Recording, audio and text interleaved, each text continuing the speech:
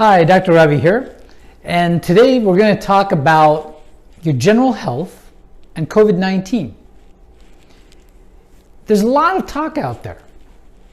COVID-19 affects people with chronic illnesses, diabetes, high blood pressure, heart failure, liver disease, and it affects people who are older more severely.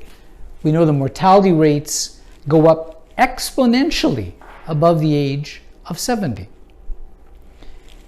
This is no surprise. This is health. This is what happens with so many things. When people get influenza during the flu season, who gets it? The same people.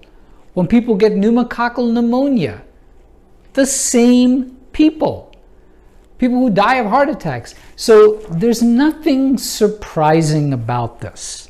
There's some unusual things about COVID-19 and things like the clotting, the severe inflammation, very, very unusual manifestations. But who's getting it? Well, that should not come as a surprise. So what I'm about to tell you should not come as a surprise either. Take care of yourselves. So if you have diabetes, check your sugar. See your primary care doctor. Check your A1C. Monitor carbohydrate content, especially around heavy meals.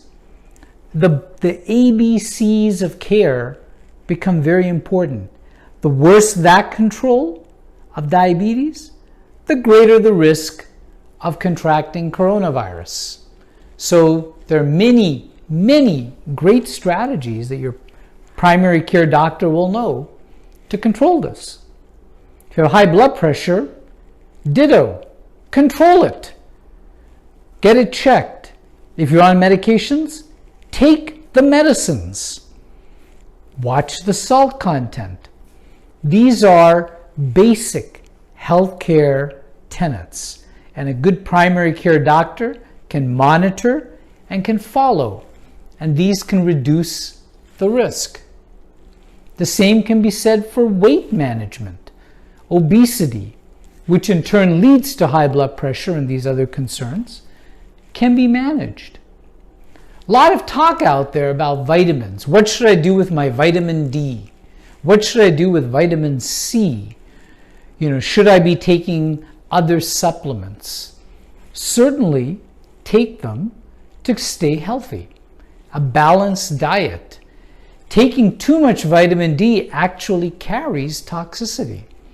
But taking it as a supplement with the recommended supplementary doses, which are right there in the bottle, absolutely. If you can get outdoors and catch some sun every day, maybe a walk, keeping the social distance, maybe trying a mask. It is hard to walk long distances with a mask, but there's nothing wrong with that. You get a little bit of sun, it helps with the vitamin D. But there's no cure, there's no silver bullet with these things for COVID-19. It's a virus. It does not have a medical treatment at the moment. But staying healthy and reducing your vulnerability for some of these things certainly can make things a lot better. Getting adequate amounts of sleep at night.